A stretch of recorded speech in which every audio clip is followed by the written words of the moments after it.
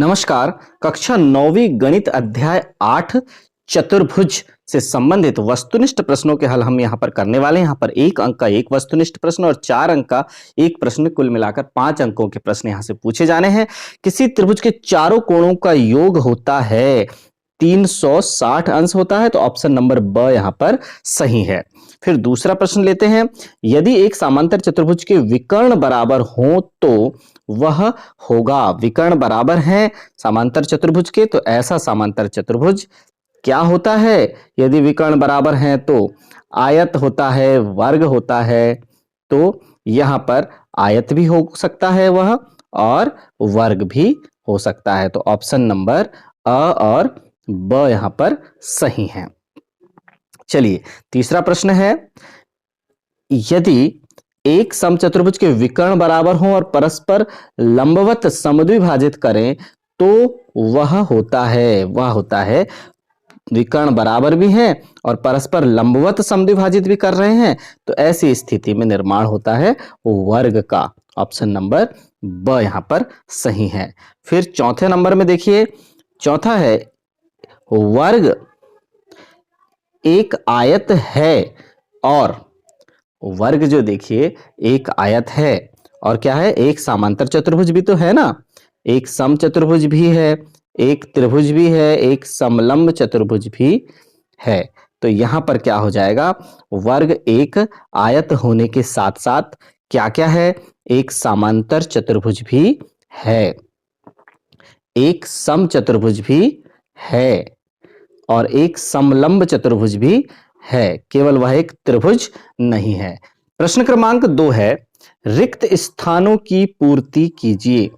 रिक्त स्थानों की पूर्ति कीजिए में पहला है, एक समांतर चतुर्भुज में सम्मुख भुजाएं बराबर होती हैं। यहां पर क्या आ जाएगा, बराबर होती हैं।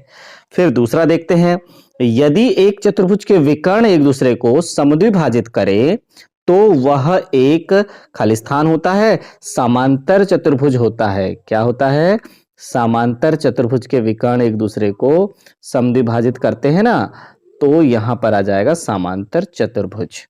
फिर तीसरा नंबर देखते हैं, आयत का प्रत्येक कोण एक खालिस्थान होता है, आयत का प्रत्येक कोण समकोण होता है, तो यहां पर आ जाएगा समकोण।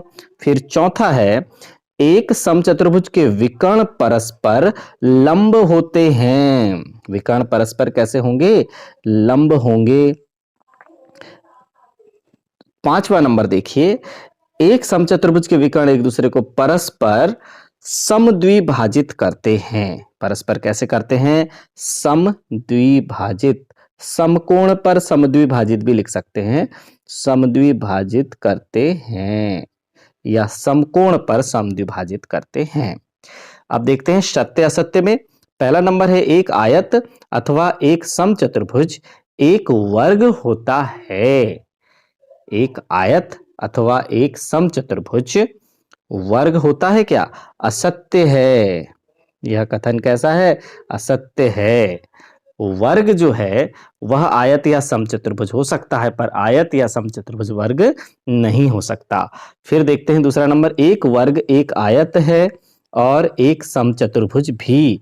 बिल्कुल यह कथन कैसा है, सत्य है। वर्ग आयत भी है और समचतुर्भुज भी है।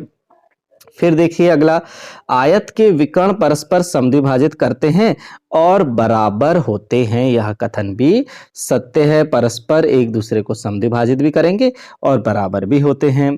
फिर अगला नंबर देखते हैं, नंबर 4 है, वर्ग के विकर्ण परस्पर समकोण पर ना तो समद्विभाजित करते हैं और ना बराबर होते हैं। यह कथन असत्य है, क्योंकि वर्ग तो सर्वगुण संपन्न है, उसके विकर्ण एक दूसरे को समकोण पर समद्विभाजित करते हैं। फिर अगला नंबर देखिए, पांचवा नंबर है, समचतुर्भुज के विकर्ण परस्पर समकोण पर समद्विभाजित करते हैं। यह कथन सत्य है, समचतुर्भुज के विकर्ण भी परस्पर एक दूसरे को समकोण पर समद्विभाजित करते हैं। प्रश्न क्रमांक 4 है, एक शब्द या वाक्य में उत्तर दीजिए।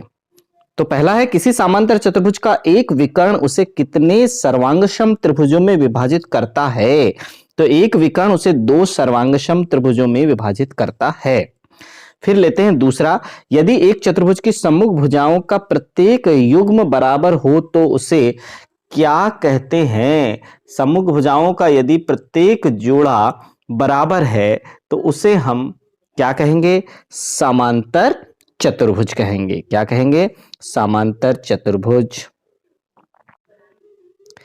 उसके बाद हम लेते हैं अगला नंबर, तीसरा। एक समांतर चतुर्भुज के कोणों के समद्विभाजक क्या बनाते हैं? एक समांतर चतुर्भुज है और उसके यदि हम कोणों के समद्विभाजक ले लें तो देखिए क्या बनाते हैं कोणों के समद्विभाजक। ये देखिए, एक कोण का समद्विभाजक, दूसरे कोण का समद्विभाजक, फिर तीसरे कोण का समद्विभाजक और चौथे कोण का समद्विभाजक। तीसरे कोण का समद्विभाजक और इस तरह से चौथे कोण का समद्विभाजक, ये मिलकर क्या बनाते हैं? आयत बनाते हैं। तो क्या आ जाएगा यहाँ पर? आयत आ जाएगा। यहाँ लिख देते हैं आयत बनाते हैं। फिर चौथा नंबर है, यदि एक चतुर्भुज के सम्मुख कोणों का प्रत्येक युग्म बराबर हो तो उसे हम क्या कहेंगे? उसे भी हम समांतर चतुर्भुज कहेंगे। समांतर चतुर्भुज। इस तरह से समांतर चतुर्भुज चैप्टर से संबंधित वस्तुनिष्ठ प्रश्न यहाँ समाप्त होते हैं। धन्यवाद।